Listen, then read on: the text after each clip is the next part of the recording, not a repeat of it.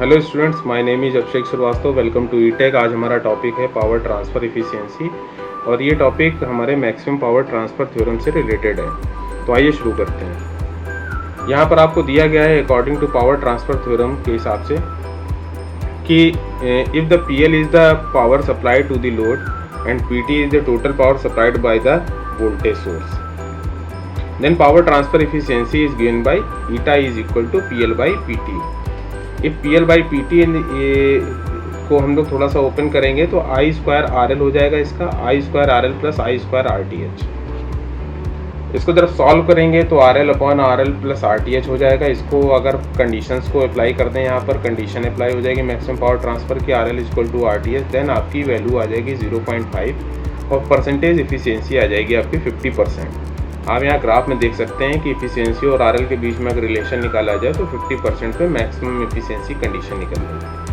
Power के case में भी देख सकते हैं, तो ये आपका ग्राफ देखने को मिलेगा। आगे एक न्यूमेरिकल सॉल्व करते हैं और इस न्यूमेरिकल में ये देखते हैं कि किस तरीके से मैक्सिमम पावर ट्रांसफर थ्योरम में पावर इफिशियंसी का कॉन्सेप्ट प्रूव होता है। तो सबसे पहला इसमें आप देख रहे हैं कि a voltage source deliver 4 ampere when load connected to 5 ohm, 2 ampere when load connected to 20 ohm. तो सबसे पहला आपको क्या करना है, maximum power which the source can supply. दूसरा power transfer efficiency of the source with RL of 20 ohm. तीसरा है the power transfer efficiency when the source deliver 60 watt. ठीक है, तो इसको सॉल्व करते हैं। 4 एम्पियर कब है आपकी 5 ओम का जब लोड लगा हुआ है, तो आरएल क्या है 5 ओम लगा हुआ है। जिसकी अगर हम लोग केवीएल इक्वेशन बनाए तो आपका क्या हो जाएगा 20 is equal to E minus 4 R T H. ठीक है, ये पहली इक्वेशन हो गई। दूसरी इक्वेशन हो जाएगी आपकी 40, क्योंकि 2 एम्पियर करंट है, 20 ओम के रेजिस्टेंस से गुजर रहा है लोड रेजिस्टेंस, तो 40 E is equal to E minus 2, ये हो जाएगा आपका 2 आर टी एच। ठीक है, इसको जब हम लोग सॉल्व करेंगे तो आपका क्या आ जाएगा R T H is equal to आ जाएगा 10 ओम। ठीक है, सॉल्व करके आप देख सकते हैं। और E इज इक्वल टू आ जाएगा आपका 60 वोल्ट। पहले केस में हम लोग देखें तो हम लोग को मैक्सिमम पावर को सॉल्व करना है, तो maximum power P is equal to क्या आ जाता है आपका E स्क्वायर बाई 4 RL। ठीक है, तो एक तरीके से हमारी कंडीशन जो है RL is equal to R T H, so E is equal to 60 square upon 4 multiplied by 10 is equal to आपका आएगा 3600 एंड ये आ गया आपका 40 यानी 90 वॉट। ये पावर मैक्सिमम पावर ट्रांसफ़र होगी जब आपका R L equal to R T H and R T H is equal to 10 ohm होगा। नेक्स्ट हम लोग देखते हैं नेक्स्ट कंडीशन पे क्या है, power transfer efficiency when R L is equal to 20 ohm. R L is equal to 20 ohm हो जाएगा। ठीक है, देन अगर हमने इसको सॉल्व करें तो सॉल्व करने के केस में क्या आ जाएगा आपका कि ट्रांसफ़र इफिशियंसी आपको निकालनी है, तो ये हो जाएगा आपका R L upon R L plus R T H is equal to R L आपका 20 दिया गया है, आर एल 20 है और आर टी एच 10 है, तो यानी हो जाएगा 2/30 इज इक्वल टू 2/3। ठीक है, परसेंटेज इफिशियंसी आप इससे कैलकुलेट कर सकते हैं। 2/3 इसकी इफिशियंसी आएगी।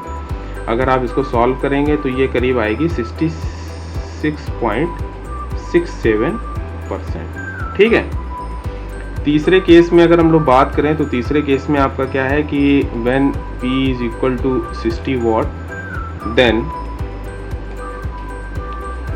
P is equal to 60 watt है, तो then P is equal to E upon R T H plus R L square R L. ठीक है, P आपका 60 है, E आपका 60 है, इसको स्क्वायर कर लेंगे। आर टी एच की वैल्यू आपको पता है 10 है और आर एल की वैल्यू आपको नहीं पता है, इसको सॉल्व करेंगे और आर एल की वैल्यू नहीं पता है। इसको जब हम लोग पूरी इक्वेशंस को सॉल्व करेंगे तो then R L is equal to 37.32 और 2.68 आपका सॉल्व होके आएगा। ये वैल्यू आपकी आ गई। अगर हम लोग यहाँ पर इफिशियंसी को कैलकुलेट करें तो इफिशियंसी इज इक्वल टू हो जाएगा R L upon R T H plus RL is equal to 37.32 divided by 37.32 plus 10 is equal to आ जाएगा 37.32 डिवाइडेड बाई 47.32। इसको अगर हम लोग सॉल्व करते हैं तो इसको सॉल्व करने पर आपकी वैल्यू करीब आपकी 79 आएगी।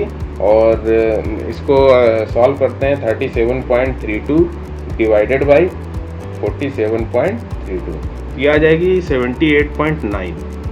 ये वैल्यू कितनी आएगी? 78.9।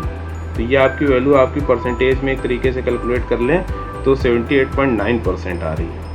ठीक है, अगर हम लोग दूसरा RL ले लेते हैं तो ये हो जाएगा 2.68 एंड 12.68। तो इसको अगर हम लोग सॉल्व करेंगे तो इसको सॉल्व करने के केस में क्या आएगा आपका 2.68 डिवाइडेड बाई 12.68, ये आपकी आ जाएगी 21.1%। ठीक है, तो अगर आप यहाँ पर देखें कि दोनों केसेस में अगर हम लोग इफ़िशियंसी 1 एंड इफ़िशियंसी 2 मान लें तो देन ओवरऑल इफ़िशियंसी जो आपकी आएगी RL के लिए वो आपकी कितनी होनी चाहिए?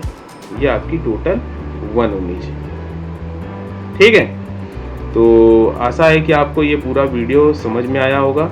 और अगर आपको ये वीडियो समझ में आया है तो इस वीडियो को लाइक करिए, चैनल को सब्सक्राइब करिए। मिलते हैं नए टॉपिक के साथ। Thank you.